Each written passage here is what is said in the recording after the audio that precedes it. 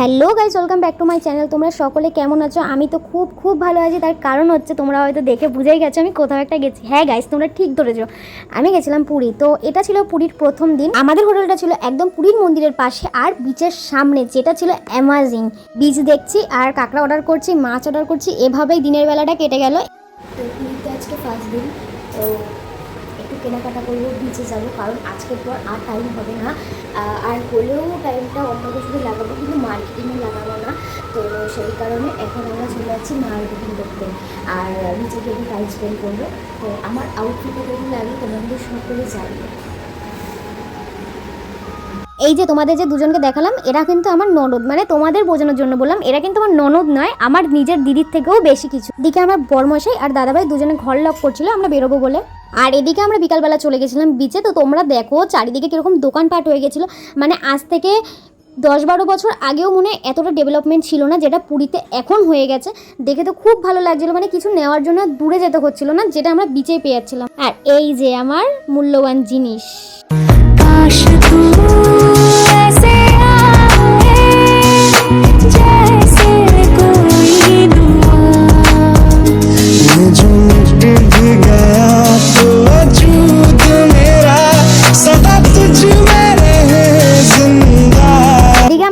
বসে পড়েছিলাম। তো ভালোবাসার মানুষ সাথে চা, সাথে সমুদ্র, কম্বিনেশনটা ছিল দারুণ, যেটা ভাষায় প্রকাশ করার মতন না। তো সাথে ছিল আমাদের সুন্দর একটা পরিবার। সূর্য ডোবার পরে বিচটা তো আরও দারুণ লাগছিল। মনে হচ্ছিল আমাকে যদি সারা জীবন ওখানে রেখে দেয় বিচের পাশে, আমি ওখানেই থাকবো, তাতে আমার বিন্দুমাত্র অভিযোগ নেই। তারপরে আমরা চলে আসলাম মাছ ভাজার দিকে। তো দেখো অক্টোপাস রয়েছে, কত সুন্দর সুন্দর মাছ রয়েছে, কাঁকড়া রয়েছে।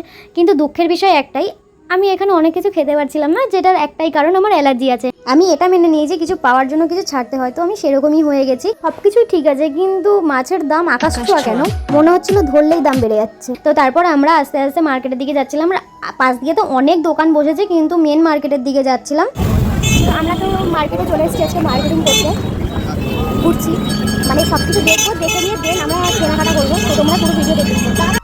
এই যে আমরা সবাই মার্কেটের দিকে চলে এসেছি। তো আমি সেরকম কিছু কিনিনি, আবার এত কিছু কিনেছি যেটা আমি নিয়ে বাড়ি আসতে পারছিলাম না। তো আমরা সবাই একটা দোকানে ঢুকে গিয়েছিলাম। সেখান থেকে আমার মা, শাশুড়ি মা, শ্বশুরমশাই, আমার ভাই, তারপর আত্মীয় স্বজন সবার জন্যই মোটামুটি কেনাকাটা করেছিলাম। শিটগুলো দেখতে পাচ্ছ, এই শিটগুলো আমার মা আমার জন্য আর শাশুড়ি মায়ের জন্য এনেছিলাম। আর এদিকে দেখো দিদিরাও কেনাকাটা করছে সবার জন্য। আর এদিকে আমার বর বলছে এটা নিয়ে, এটা নিবি না, এটা ভালো লাগছে।